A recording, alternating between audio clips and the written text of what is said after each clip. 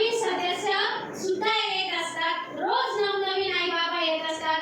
कुणाला 15 दिवस झाले, कुणाला महिना झालाय, कुणाला 2 महिने झाले आहेत. ठीक आहे, असं करून करून काय होतं, एक परिवार निर्माण होत असतो. आणि नवनवीन आई बाबा जे येतात त्यांना सुद्धा अनुभव ऐकून छान वाटत असतं आणि त्यांच्यात सुद्धा एक आशेची किरण निर्माण होत असते.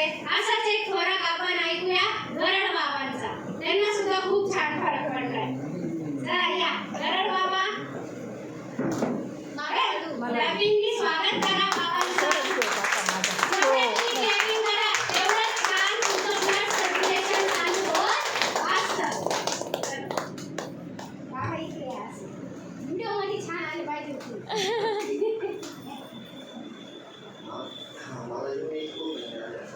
मला भरपूर याच्यामुळे फरक पडला आहे. पहिले मला गोळ्या औषध होते ते काय आता बंद आहे.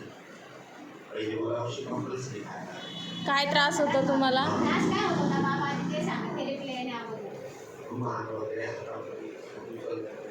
हात उचलता येत नव्हता, मुंग्या येत होत्या हाताला. अशा पण आता मुलं वगैरे कमी झालेले आहे. हात उचलायचं व्यवस्थित काय प्रॉब्लेम येत नाही. कुठपर्यंत उचलता येतोय बाबा हात? उचलून दाखवतो. पहिले हात चालवताच येत नव्हतं मला. असं फ्लश वगैरे गाडी चालवता येत नव्हतं. असं एकदम हात एकदम दुखायला लागायचा. बाबा रिक्षा चालवतात, तर ते रिक्षा चालवण्यादरम्यान बाबांना हात उचलता येत नव्हता. ते ब्रेक कंपल्सरी गोळी खायला लागायची. आता गोळी वगैरे काय खात नाही मी. आता एक पण गोळी नाही. हाय बीपी वगैरे गोळी तिथे चालूच आहे कंपल्सरी. अच्छा, त्या हाताच्या मुंग्यांसाठी तुम्ही ज्या गोळ्या खायच्या आता त्या गोळ्या खाणं बंद आहे. पूर्णतः बंद झालेलं आहे. मग ही चांगली गोष्ट आहे की वाईट गोष्ट आहे? चांगली गोष्ट आहे ना. आता हाताला मुंग्या येतात का बाबा? नाही. किती दिवस झाले बाबा थेरपी घेताय?